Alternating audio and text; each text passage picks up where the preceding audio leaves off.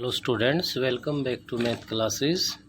और आज हम स्ट्रेट लाइन के टॉपिक को कंटिन्यू कर रहे हैं। काफ़ी इम्पोर्टेंट टॉपिक है, इसको ध्यान से देखना आप। फर्स्ट में अपने पास है straight line and it's equation. A straight line is a curve such that every point on the line segment joining any two points on it lies on it। ये कह रहा है कि जो भी टू पॉइंट्स को आप लोग ज्वाइन कर दोगे उस लाइन सेगमेंट पे जितने भी पॉइंट्स होंगे वो सारे के सारे इस पे लाई करेंगे। ये हमारे पास क्या होगी कि स्ट्रेट लाइन होगी। स्ट्रेट लाइन के लिए नेक्स्ट पॉइंट पे बढ़ता हूँ तो various form of equation of straight lines. Straight lines की किस किस फॉर्म में इक्वेशन होती है उन सब पे हम डिस्कस कर रहे हैं। सबसे पहले फर्स्ट टाइप आती है equation of a line parallel to X axis. क्या कह रहा है बेटे? Parallel to X axis. आपके पास ये हो गया एक्स एक्सिस, ये हो गया वाई एक्सिस। एक्स एक्सिस के पैरेलल अगर कोई भी लाइन हम लोग लेते हैं तो यहाँ पे कंफ्यूज होने की ज़रूरत नहीं है। ये इक्वेशन आपकी किसको रिप्रेजेंट करेगी? Only y is equals to. अगर किसी पॉइंट के कोऑर्डिनेट की बात कर लें, सपोज कीजिए कि पॉइंट है जिसकी कोऑर्डिनेट ए बी है, तो आपसे ये कह दे find the equation of a line parallel to X axis which passing point is A B. A B अगर इसका पासिंग पॉइंट है और पैरेलल टू एक्स एक्सिस हमें लाइन बतानी है तो y is equals to B है, वो रिक्वायर्ड लाइन बनेगी। कई बार हम लोग कंफ्यूज हो जाते हैं, भाई x is equals to A या y is equals to B, गलती करते हैं। इसके लिए अगर ये डायग्राम बना लोगे तो कहीं पे कोई कंफ्यूज होने का आपको ज़रूरत नहीं पड़ेगी। तो क्लियर हो गया होगा equation of a line parallel to X axis. मैं आपसे ये कह दूं कि आपको इक्वेशन फाइंड करनी है, पासिंग पॉइंट है वो 2 3 है, लेकिन पैरेलल टू एक्स एक्सिस होनी चाहिए भाई। पैरेलल टू एक्स एक्सिस की बात आती है तो y इज इक्वल्स टू 3, अगर 2 3 उसका पासिंग पॉइंट है तो। सेकेंड जो टाइप आती है हमारे पास वो आती है equation of a line parallel to Y axis. Y axis के पैरेलल अगर आप लोग लाइन लेते हो तो ये आपके पास फिर से एक डायग्राम बना दो, X axis Y axis. Y axis के पैरेलल लाइन इस टाइप से मिलेगी भाई आप। तो वाई एक्सिस के पैरेलल अगर कोई भी लाइन है तो वही बात अगर मैं करता हूँ कि passing point A B point है तो इसकी इक्वेशन कहलाती है X is equals to A. क्या होगी भाई? x is equals to A है, वो इसकी इक्वेशन होगी। फॉर एग्जाम्पल वहीं ले रहा हूं मैं, 2 3 से पास होने वाली इक्वेशन बतानी है पैरेलल टू वाई एक्सिस, तो आप कहोगे x is equals to 2 is required equation. कई बार पता नहीं, ये बिल्कुल इजी रिजल्ट है, बिल्कुल स्मॉल रिजल्ट है, इनका यूज हमारे पास कैसे हो जाए। नेक्स्ट थर्ड जो टाइप आती है अपने पास इक्वेशन की वो आपके पास आती है भाई equation of a line, equation of a line through the origin.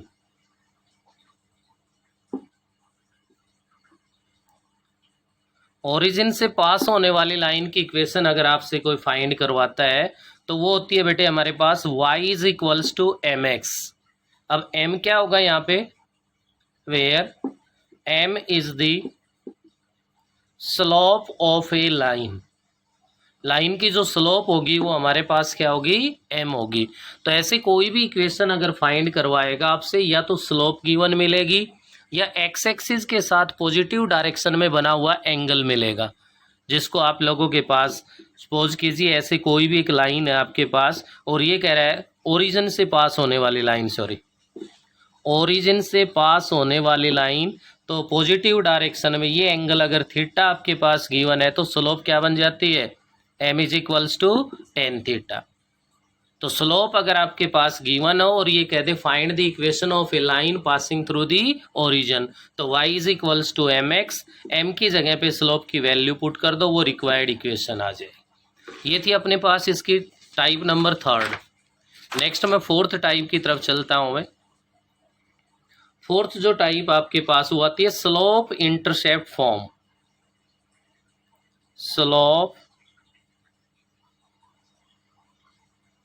Intercept form. Slope intercept form होती है हमारे पास y is equals to M x plus c. क्या होती है भाई? y is equals to M x plus c. यहां पर भी आपके पास m है, वो तो होती है स्लोप, और जो c होता है हमारे पास वो होता है y इंटरसेप्ट। आपके पास ये एक्स मतलब वाई एक्सिस और एक्स एक्सिस ले लिए मैंने, यहाँ से ऐसे ये लाइन ले ली भाई, ये भी लाइन है और बी पॉइंट डाल दी, तो ये आपका ओरिजिन है। तो ये जो डिस्टेंस होता है हमारे पास ओ बी, जो एक्स एक्सिस पे डिस्टेंस है, ये एक्स इंटरसेप्ट होता है। क्या होता है? X intercept. और वाई एक्सिस पे हमारे पास जो डिस्टेंस है आपके पास है, ये होता है वाई इंटरसेप्ट। तो जो y इंटरसेप्ट है वो हमारे पास यहाँ पे क्या होगा? c होगा। तो जब भी आपके पास ये कहे find the equation of a line whose slope is, suppose कीजिए आपके पास ये कह रहा है कि उसकी स्लोप है वो किसके इक्वल है भाई? 1 के इक्वल है, एंड y इंटरसेप्ट इज 5। ये कहते हैं आपको कि आपको उस लाइन की इक्वेशन फाइंड करनी है जिसकी हमारे पास क्या हो भाई? स्लोप 1 हो और y इंटरसेप्ट है वो 5 के इक्वल हो। तो y is equals to m के प्लेस पे 1 रख दिया, 1 इंटू में x आ गया हमारे पास प्लस में 5, y is equals to x plus 5। ये आपके पास उस लाइन की रिक्वायर्ड इक्वेशन आ गई। तो इसको बोलते हैं स्लोप इंटरसेप्ट फॉर्म। नेक्स्ट आती है हमारे पास फिफ्थ टाइप। फिफ्थ जो टाइप आपके पास है उसमें कहते हैं point slope form. Point slope form. Point slope देखो साफ दिखाई दे रहा है, पॉइंट के जो कोऑर्डिनेट्स है वो आपके पास हो गए x1 y1, स्लोप है वो आपके पास क्या हो गई? m हो गई। तो इसकी इक्वेशन के लिए जो फॉर्मूला बनेगा आपके पास वो बनेगा y minus Y one is equals to m into x minus X one. y minus Y one is equals to m into में x माइनस एक्स वन। ऐसे केस में जब भी आपसे इक्वेशन फाइंड करवाएगा उसमें आपको एक तो पासिंग पॉइंट गिवन होगा और उसके अलावा या तो स्लोप गिवन होगी या फिर कोई ना कोई आपके पास एंगल गिवन होगा। फॉर एग्जाम्पल मैं कह रहा हूं आपसे find the equation of a line passing the point -4 3 and whose slope is 1/2। ये कह रहा है उस लाइन की इक्वेशन फाइंड करनी है जिसका पासिंग पॉइंट है वो तो -4 और 3 है और जिसकी स्लोप है वो किसके इक्वल है? 1/2 के इक्वल है। तो आप लोग क्या करोगे? यहाँ से यही फॉर्मूला यूज करोगे। तो पॉइंट के कोऑर्डिनेट तो x1 y1 है, तो y माइनस y1 कितना है भाई? यहाँ पे 3 है हमारे पास, इज इक्वल्स टू m कितना है? 1/2 इंटू एक्स माइनस x1, तो माइनस का 4 था तो माइनस माइनस प्लस हो गया। ये रिक्वायर्ड इक्वेशन आ गई। आप इसको 2 से इधर मल्टीप्लाई कर दो तो क्या बन गया? 2y minus 6 is equals to X plus 4। ये रिक्वायर्ड इक्वेशन हो गए भाई। इसको सोल्व कर दो, 6 को उधर भेज दो ज़्यादा से ज़्यादा, तो क्या कहलाएगा? 2y is equals to X plus में 10 बन गया। वन साइड लाना चाहते हो तो minus x plus 2y is equals to 10 required equation आ गई। इसको बोलते हैं पॉइंट स्लोप फॉर्म। तो पॉइंट स्लोप फॉर्म में क्या मिलेगा? 1 पासिंग पॉइंट मिलेगा आपको, साथ में या तो स्लोप मिलेगी या फिर एक्स एक्सिस के साथ बना हुआ एंगल मिलेगा जिसमें आप m is equals to 10 theta की हेल्प से उसकी स्लोप फाइंड कर सकते हो। इसी को थोड़ा सा आगे और कन्वर्ट कर दिया गया। नेक्स्ट जो टाइप अपने पास आती है वो निकल के आती है भाई, कौन सी टाइप है? 2 point form. 2 point form. 2 point form के अंदर क्या मिलेगा आपको? 2 पॉइंट्स के कोऑर्डिनेट मिलेंगे भाई। ए पॉइंट जिसके कोऑर्डिनेट मैंने ले लिए x1 y1, नेक्स्ट हमारा बी पॉइंट है जिसके कोऑर्डिनेट्स है x2 और y2 है। तो इसकी इक्वेशन फाइंड करने के लिए क्या फॉर्मूला होगा? y minus Y one is equals to, बस m का फॉर्मूला चेंज हो जाएगा। अगर आपको ध्यान हो तो इससे प्रीवियस वीडियो में मैं आपको समझा चुका हूँ। जब 2 पॉइंट्स के कोऑर्डिनेट गिवन हो तो स्लोप फाइंड करने का फॉर्मूला क्या होता है, y2 माइनस में y1 upon x2 minus x1। क्या होगा भाई, y2 माइनस y1 अपॉन में x2 माइनस x1। तो स्लोप की जगह बस ये फर्क आएगा, 1 पॉइंट और 2 पॉइंट में ये difference, y2 minus y1 upon x2 minus x1 into x minus में x1।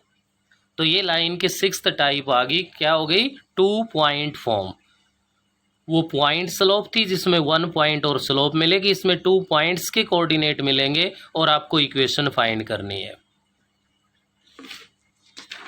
नेक्स्ट अपने पास में आगे बढ़ता हूं, इसके अंदर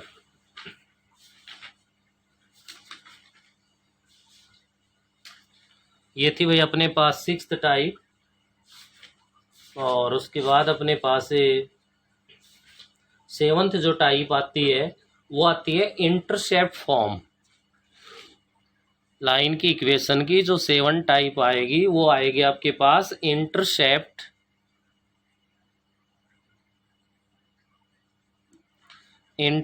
फॉर्म, और या फिर आप इसको क्या कह सकते हो, double intercept form. Only intercept form भी कह सकते हैं या डबल इंटरसेप्ट फॉर्म है इसको, ये भी कह सकते हैं हम। इसमें जो इक्वेशन होती है हमारे पास वो क्या होती है, x upon A plus Y upon B is equals to 1। A है वो आपके पास x इंटरसेप्ट होता है भाई, बी है वो आपके पास y इंटरसेप्ट होता है। इंटरसेप्ट के बारे में मैंने अभी बताया भी था आपको। ये आपके पास कोई भी एक लाइन है, एक्स एक्सिस पे जो आपका ये डिस्टेंस है एक्स एक्सिस वाला, ये एक्स इंटरसेप्ट होता है, इसको स्मॉल ए से रिप्रेजेंट कर रहे हैं। वाई एक्सिस वाला है ये आपके पास वाई इंटरसेप्ट होता है, इसको बी से डिनोट किया जाता है। ऐसे केस में आपसे ये कहेगा find the equation of a line which X intercept is 2 Y intercept is 3, इस टाइप से मिलेगा। क्या है, find the equation of a line whose x intercept is 2 and y intercept is 3। x intercept 2 given हो, y intercept 3 given हो, तो equation क्या बन गई, x अपॉन में 2 plus y upon 3 is equals to 1। ये इंटरसेप्ट पॉजिटिव भी हो सकते हैं, ये नेगेटिव भी हो सकते हैं। मैं आपको कह दूं कि x इंटरसेप्ट माइनस का 2 है, y इंटरसेप्ट प्लस का 3 है, तो ये लाइन आपके पास ऐसे इधर बन जाएगी। अगर बहुत नेगेटिव है तो लाइन इस साइड हो जाएगी आपके पास, इधर 1 नेगेटिव 1 पॉजिटिव, ये लाइन इधर भी हो सकती है, तो कोई प्रॉब्लम नहीं हमें। इंटरसेप्ट नेगेटिव है तो नेगेटिव यूज कर देंगे, पॉजिटिव है तो पॉजिटिव यूज कर देंगे। तो ये आपके पास आती है इंटरसेप्ट फॉर्म। कई बच्चे यहाँ कंफ्यूज होते हैं, एक तो स्लोप इंटरसेप्ट फॉर्म को पढ़ते हैं और एक इंटरसेप्ट फॉर्म को पढ़ते हैं, वो यहाँ पे रिजल्ट एक दूसरे में यूज कर जाते हैं। तो इसके लिए आप लोगों को ध्यान रखना है कि ये हमारे पास इंटरसेप्ट फॉर्म लिखा हुआ मिलेगा या डबल इंटरसेप्ट फॉर्म लिखा हुआ मिलेगा। स्लोप इंटरसेप्ट फॉर्म आता है तो y is equals to M x plus C, type को भूलना नहीं है। नेक्स्ट अपने पास है भाई नंबर 8th जो टाइप आती है वो अपने पास आती है equation of a line in normal form या परपेंडिकुलर फॉर्म। नॉर्मल, और इसको क्या कह सकते हैं हमें, परपेंडिकुलर फॉर्म। तो नॉर्मल फॉर्म में कोई भी स्ट्रेट लाइन है उसकी जो इक्वेशन बनती है वो हमारे पास बनती है x cos alpha plus y sine alpha is equals to p. X cos alpha plus y sine alpha is equals to p. अब मैं यहाँ पे आपको समझा दूं कि एल्फा और पी क्या है हमारे पास। ये आपके पास x axis Y axis origin, ये कोई स्ट्रेट लाइन है भाई, ये भी लाइन है, क्लियर है। ओरिजिन से स्ट्रेट लाइन पे परपेंडिकुलर ड्रॉ किया जाएगा भाई, इसको मैंने कोई भी पॉइंट सी वगैरह डाल दिया। ये जो ओसी डिस्टेंस है, ओसी डिस्टेंस ओरिजिन से इस लाइन का परपेंडिकुलर डिस्टेंस है, इसको पी से डिनोट किया जाता है। तो यहाँ जो पी क्या यूज हुआ पता चला आपका, ओरिजिन से उस रिक्वायर्ड लाइन का परपेंडिकुलर डिस्टेंस है वो हमारे पास पी होगा। नेक्स्ट पॉइंट पे अगर मैं आगे बढ़ता हूं तो बात आती है एल्फा। एल्फा क्या है, आप लोगों ने पढ़ा है कि आपके पास जो एक्स एक्सिस के साथ अगर वो पॉजिटिव डायरेक्शन में लाइन एंगल बनाती है तो वो एंगल हमारे पास थीटा होता है। क्या होता है वो एंगल है? थीटा। थीटा के लिए कंडीशन क्या होती है आपको मैं बता दूं, 0 less than equals to theta less than equals to 180 degree, जिसमें थीटा की वैल्यू है वो क्या नहीं होगी, 90 डिग्री शामिल नहीं होगी। ये तो होता है हमारे पास स्लोप के लिए। किसके लिए होता है भाई? ये स्लोप के लिए होता है। अब बात आती है एल्फा की, कि एल्फा क्या है। एल्फा होता है एक्स एक्सिस और जो परपेंडिकुलर डिस्टेंस की जो लाइन है उसके साथ पॉजिटिव डायरेक्शन में बना हुआ जो एंगल है वो एल्फा होता है। क्या? ओरिजिन से उस लाइन का परपेंडिकुलर डिस्टेंस की जो लाइन है वो, और आपके पास यहाँ पे एक्स एक्सिस के साथ जो बना हुआ एंगल है वो हमारे पास क्या होता है भाई? एल्फा होता है हमारे पास। तो ध्यान रखेंगे हमारे पास इस टाइप का भी। अब इस टाइप से रिलेटेड अगर आपसे कोई भी क्वेश्चन फाइंड करवाता है तो आप लोग ध्यान दीजिए।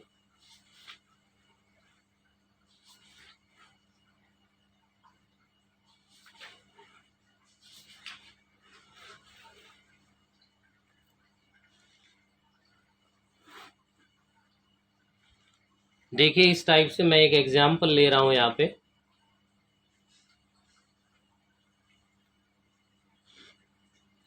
Find the equation of the line whose perpendicular distance from the origin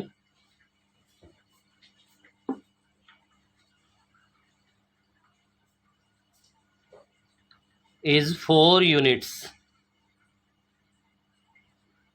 कितना गिवन है भाई? 4 यूनिट। एंड एंगल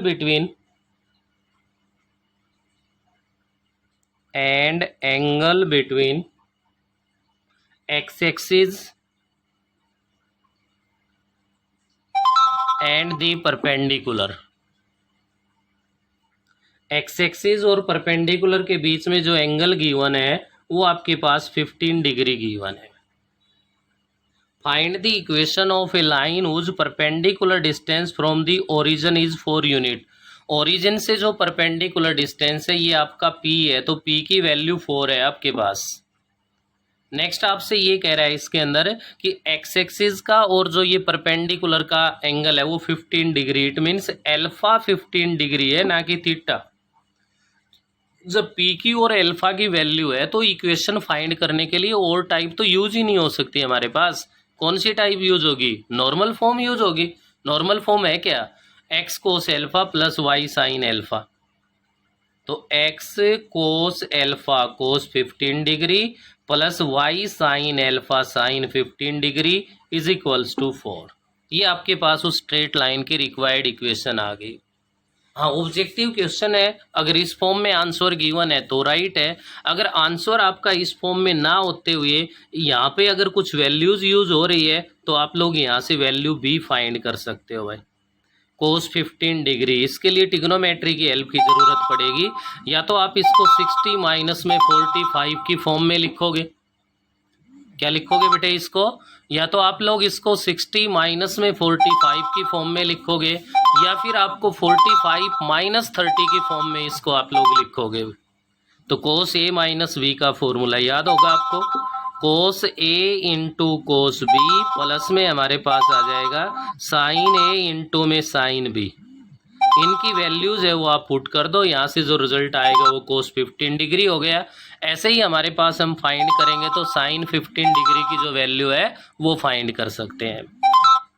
तो ये आपके पास इसकी बन गई कौन सी फॉर्म? नॉर्मल फॉर्म, या जिसको हम लोग कह सकते हैं परपेंडिकुलर फॉर्म आ गई। इसके बाद नेक्स्ट आपके पास सीबीएसई के सिलेबस में तो इसको शामिल नहीं किया गया है, बाकी कंपटीशन एग्जाम के लिए आप लोग इसमें यूज कर सकते हो। और वो नेक्स्ट टाइप 9th टाइप आपके पास गिवन है, equation of a line in symmetric form.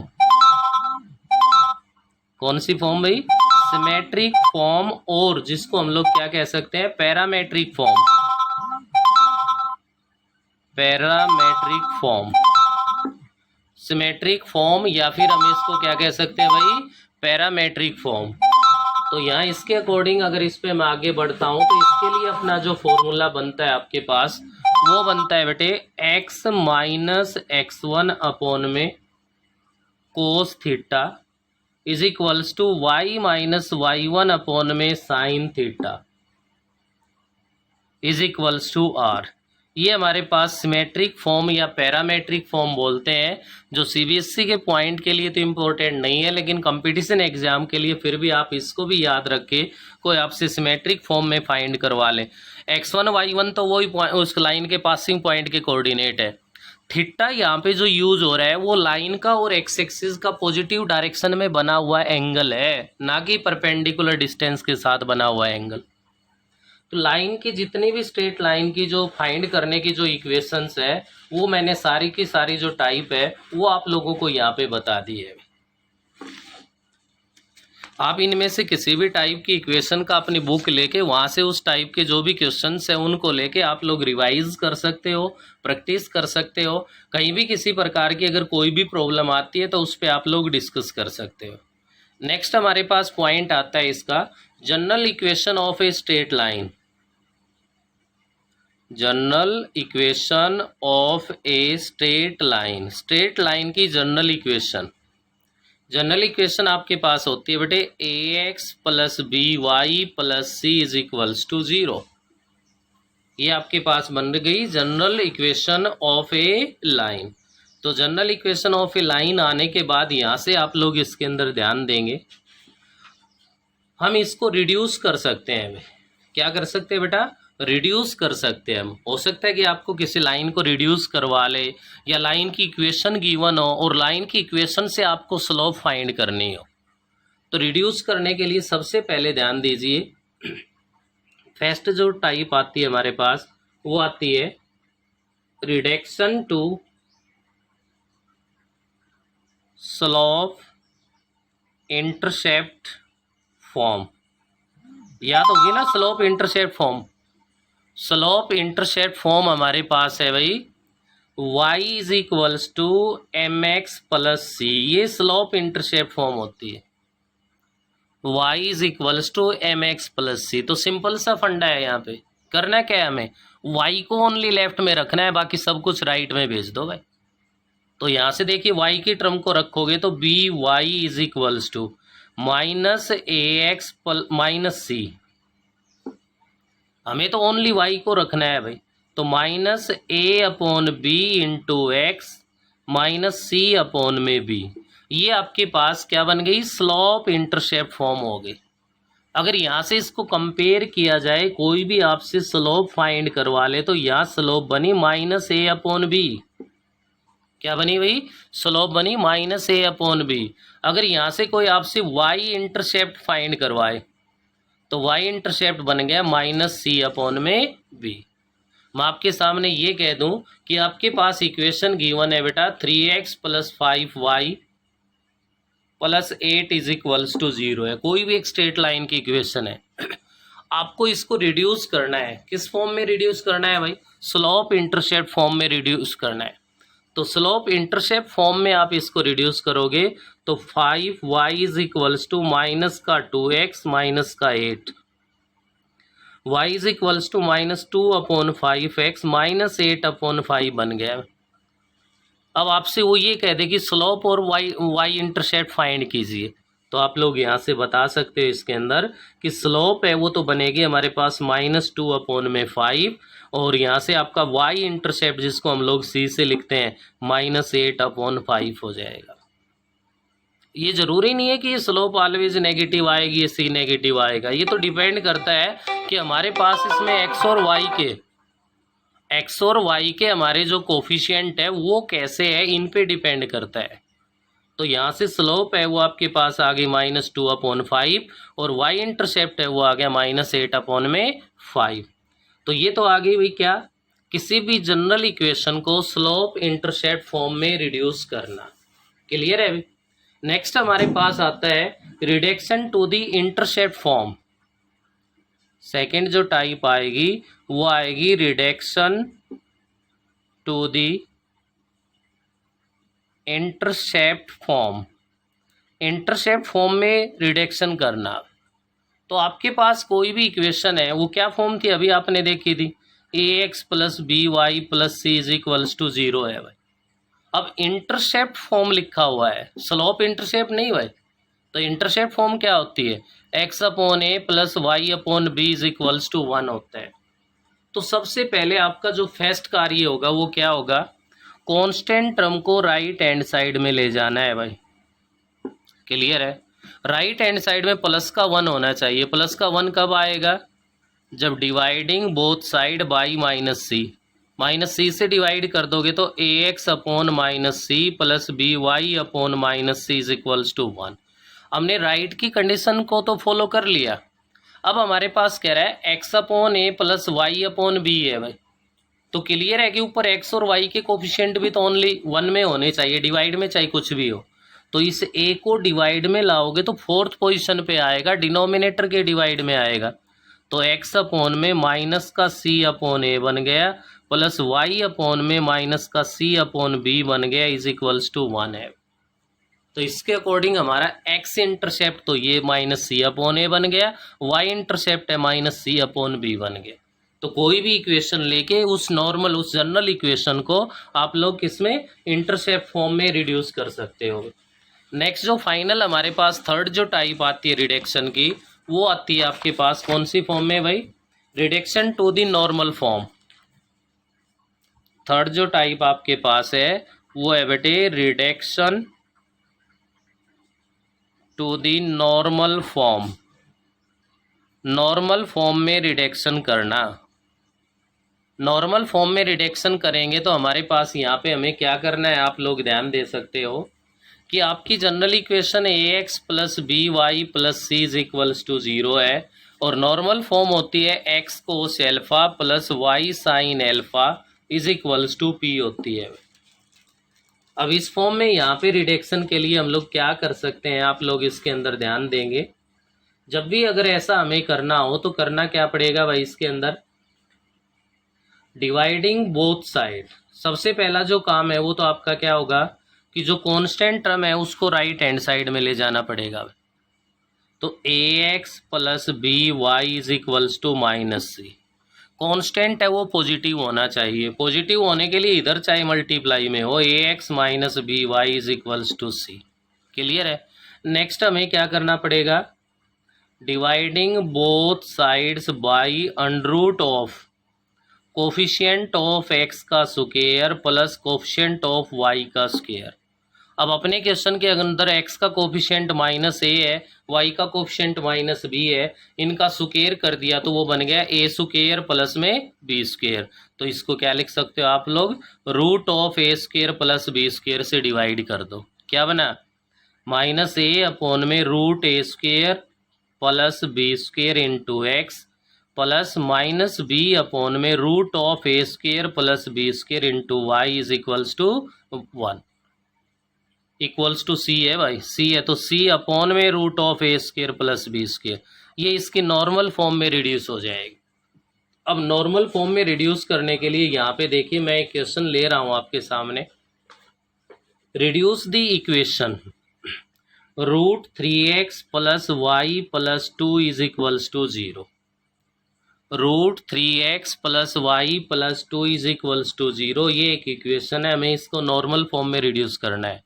सबसे पहला फर्स्ट पॉइंट आपका क्या होगा, root 3x plus y is equals to minus 2।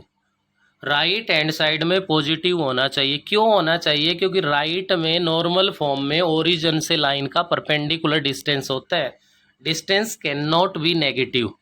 तो इसके लिए क्या करोगे, रूट 3x है वो माइनस का हो गया, y माइनस का हो गया, इक्वल्स टू 2 आ गया। सेम वही कहानी, dividing both side by under root coefficient of x का स्क्वायर 3 हो गया भाई, कोफिशिएंट ऑफ y का स्क्वायर, y का कोफिशिएंट माइनस का 1 है, स्क्वायर किया तो 1 हो गया। इसका मतलब क्या हुआ, रूट 4 मीन 2 बन गया भाई।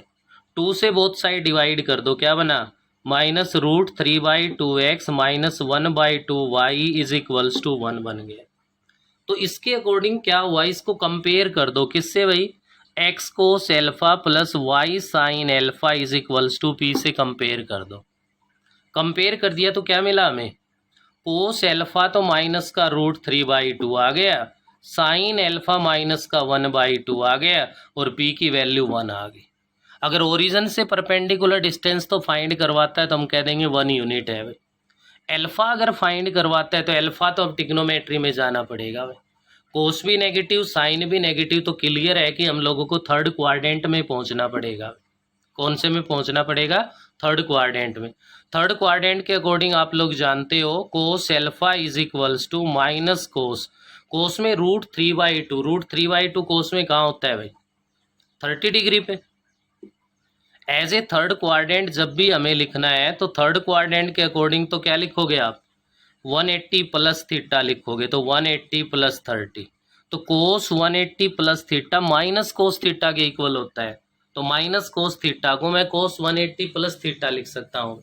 तो क्या मिला यहाँ से हमें, cos alpha is equals to cos 210, cos से कोस कैंसिल, एल्फा की वैल्यू 210 आ गई।